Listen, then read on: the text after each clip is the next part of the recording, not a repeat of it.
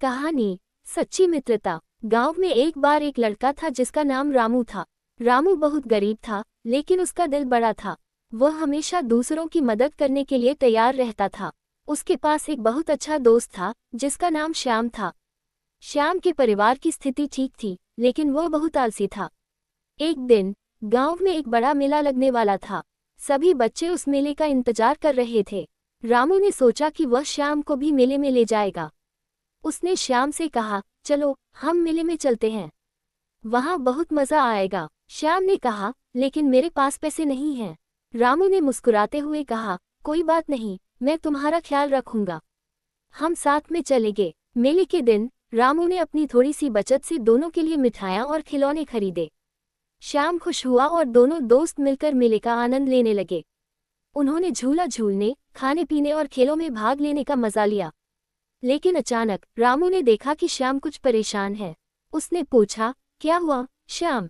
श्याम ने कहा, मुझे लगता है कि मेरे पास ज्यादा पैसे नहीं हैं, मैं तुम्हारा एहसान नहीं चुका पाऊंगा।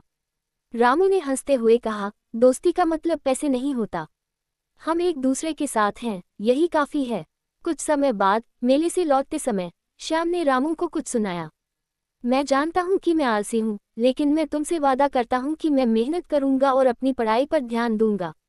मैं चाहता हूँ कि तुम मेरे लिए प्रेरणा बनो। रामू ने उसका समर्थन किया और कहा, मैं हमेशा तुम्हारे साथ हूँ श्याम, मेहनत करने से ही सफलता मिलेगी।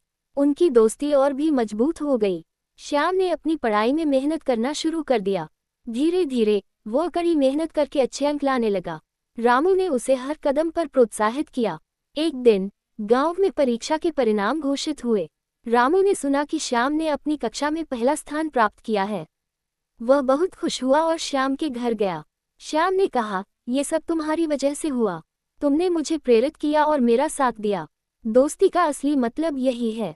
रामू ने उत्तर दिया, सच्ची मित्रता में एक दूसरे का साथ देना और एक दूसरे को आगे बढ़ाना होता है।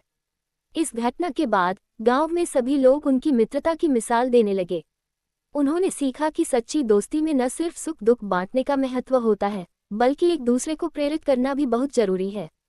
नैतिक शिक्षा। सच्ची मित्रता का मतलब एक दूसरे का समर्थन करना और प्रेरित करना है।